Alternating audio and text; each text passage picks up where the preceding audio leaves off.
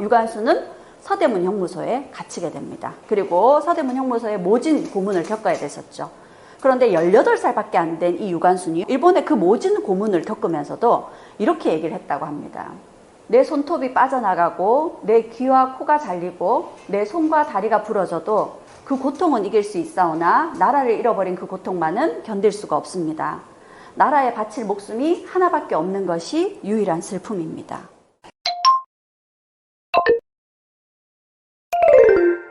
유관순 열사 이야기를 해볼까 하고요. 이 유관순 열사 이야기를 하면서 그 당시 독립운동가들이 일본에게 체포당해서 어떤 시련을 겪어야 됐는지 그런 이야기에 초점을 맞춰볼까 합니다. 여기가 서대문 형무소 역사관이에요. 그 당시 서대문 형무소가 있던 자리를 그 건물 그대로 역사관으로 보존을 하고 있습니다. 1908년에 세워졌고요. 많은 독립운동가들이 여기를 거쳐간 거죠. 여기는 그 당시에도 한 500명 정도를 수용할 수 있을 만큼 큰 규모의 형무소였고요. 여기를 거쳐간 인물 중에 제일 대표적인 인물이 유관순이죠. 우리가 열사라는 말을 쓰고 의사라는 말을 쓰죠. 안중근 의사. 근데 유관순은 열사라는 말을 씁니다. 혹시 이 차이를 아시는가요? 열사라는 건 비폭력 투쟁입니다. 무기라는 걸 들지 않고 비폭력으로 저항을 한 거고요. 반면에 의사는 무기를 들고 독립운동을 하신 분들을 의사라고 얘기를 하죠. 유관순 열사는 3.1운동을 이끌었던 인물입니다. 3.1운동은 1919년에 고종의 장례식이 있던 날 일어난 거죠. 이 당시에 서울에서 3.1 만세운동을 주도한 사람들이 대부분 학생들이었어요. 실제로 이걸 계획한 건 33인의 민족 대표들이었습니다. 그런데 이 33인의 민족 대표들은 독립선언문을 작성을 하고 이걸 학생들에게 건네주고 자신들은 자수를 합니다. 왜냐하면 이들이 이런 3.1 만세운동을 기획한 게요. 그 당시 1차 세계대전이 끝나고 나서 미국의 윌슨 대통령이 민족 자결주의라는 걸 선포를 했어요. 새롭게 독립한 신생 독립국들이 미래는 그들 스스로 결정할 수 있게 강대국들로 놔두라는 겁니다. 그래서 1차 세계대전 때 패전국의 식민지들은 다 자동 독립이 돼버렸어요. 그런데 우리는 그 당시에 일본이 영국하고 동맹국이었어요. 승전국의 편이었던 거죠. 그래서 우리는 독립을 할 수가 없었던 겁니다. 그런데 우리 역시도 다른 신생 독립국처럼 우리 민족의 미래를 스스로 결정할 수 있는 힘이 있다는 걸 보여주기 위해서 이 만세운동을 계획을 했고요. 그러니까 이 민족 자결주의라는 건 우리 힘을 보여주기 위한 것이지 무기를 들고 맞서 싸우자라는 게 아니거든요. 그래서 우리는 비폭력 투쟁을 할 것이다 하면서 자수를 한 거였죠. 그리고 실제로 만세운동을 이끌었던 건 학생들이었습니다. 이 혈기왕성한 학생들이 만세운동을 확대를 해가니까요. 일본이 진압을 하기 위해서 그 당시 서울에 있던 학교들을 다 휴교령을 내리게 돼요. 휴교령이 내리게 되니까 기숙사도 문을 닫아야 됩니다. 그래서 기숙사에 머물던 학생들이 어쩔 수 없이 다 고향으로 뿔뿔이 흩어지게 된 거죠. 그래서 유관순 역시도 서울에서 만세운동을 펼치다가 이화학당에 휴교령이 내려지니까 천안 집으로 내려가게 된 거죠. 그런데 이게 일본의 오판이었어요. 이 학생들이 고향에 내려가서 고향 사람들을 또 선동을 해서 만세운동을 퍼뜨린 거죠. 그래서 3.1 만세운동이 몇 달 동안 전국적으로 확산이 됩니다. 그리고 천안에서 일어난 만세운동 때 유관순은 부모님도 잃고 형제 자매들이 다 감옥에 갇히게 되죠. 유관순은 서대문 형무소에 갇히게 됩니다. 그리고 서대문 형무소에 모진 고문을 겪어야 됐었죠. 그런데 18살밖에 안 된 이 유관순이 일본의 그 모진 고문을 겪으면서도 이렇게 얘기를 했다고 합니다. 내 손톱이 빠져나가고 내 귀와 코가 잘리고 내 손과 다리가 부러져도 그 고통은 이길 수 있사오나 나라를 잃어버린 그 고통만은 견딜 수가 없습니다. 나라에 바칠 목숨이 하나밖에 없는 것이 유일한 슬픔입니다. 이게 고문에 맞서면서 18살짜리 처녀가 할 수 있는 얘기일까요? 도대체 어디서 나오는 힘일까요? 이 당시에 독립운동가들에게 가해졌던 고문이 아마 우리의 상상을 초월할 겁니다. 유관순의 이런 모습을 보면서 일본인들은 경악을 했겠죠. 결국 모진 고문에 서대문 형무소에서 순국하게 됩니다. 근데 이렇게 감옥에서 죽은 경우에 그 시신은 가족에게 돌려주는 것이 원칙이거든요. 그런데 유관순 시신을 돌려받을 만한 가족들이 없었죠. 대부분 감옥에 갇혀있는 상황이었으니까요. 그래서 이화학당의 선교사들이 나서서 유관순의 시신을 돌려달라고 요청을 했어요. 근데 일본이 못 돌려준답니다. 그래서 그 선교사들이 해외 언론에 알리겠다.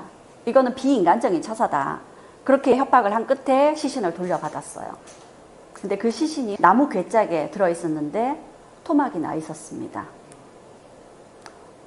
벌써 죽었는 시신을 일본은 왜 그렇게 훼손을 해야 됐을까요? 우리가 유관순을 비유를 할 때 프랑스 백년 전쟁의 잔다르크를 많이 비유를 하거든요. 이 잔다르크도 역시 19살에 화형에 처해졌습니다. 영국이 프랑스에게 다 이겨놓은 전쟁이었거든요. 그런데 이 잔다르크 때문에 패했어요. 이거를 영국의 왕이나 귀족들이 영국 사람들에게 어떻게 설명을 할 거냐는 거죠. 그걸 설명하기 위해서는 잔다르크가 사람이 아니라 마녀다라고 밖에 얘기할 수 없는 거죠. 그래서 종교 재판을 거쳐서 마녀로 몰아서 화형에 처해지게 된 겁니다. 사람으로 보지 않은 거죠.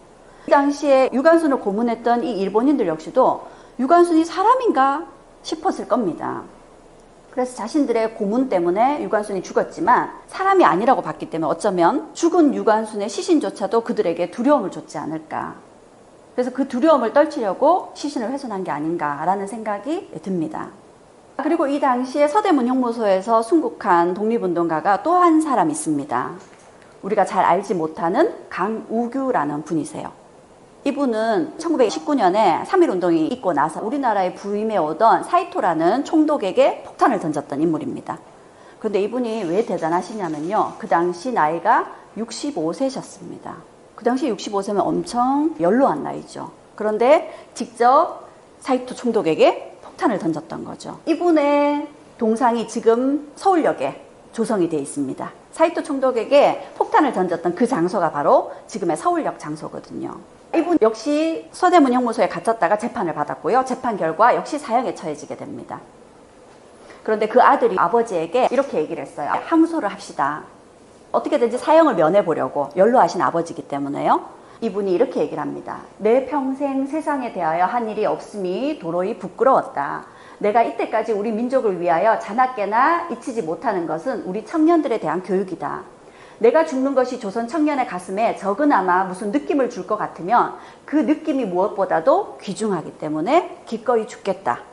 청년들에게 자신의 죽음이 영향력을 가지기를 바라는 마음에서 기꺼이 죽겠다라는 거죠. 그래서 그 당시 조선 청년들을 일깨웠던 분이 이분이십니다. 이분이 3.1운동 이후에 처음으로 무기를 들고 일본에 맞섰던 인물이거든요. 그리고 이분의 영향으로 이후에 김원봉이 의열단을 만들었고 20대 청년들이 폭탄을 들고 일본에 맞서게 되는 거죠. 그리고 이분이 사형장으로 가면서 이렇게 얘기를 하셨어요. 단두대 위에 서니 오히려 봄바람이 이는구나. 몸은 있으되 나라가 없으니 어찌 감상이 없겠는가. 무슨 뜻이냐면요. 이제 사형장에 끌려가게 되니까 더 이상 고문은 없어요. 그래서 봄바람 불듯이 몸이 편하다는 거죠. 그런데 내 몸은 편하지만 나라가 없으니 어찌 이게 기쁠 수 있겠느냐라는 거죠.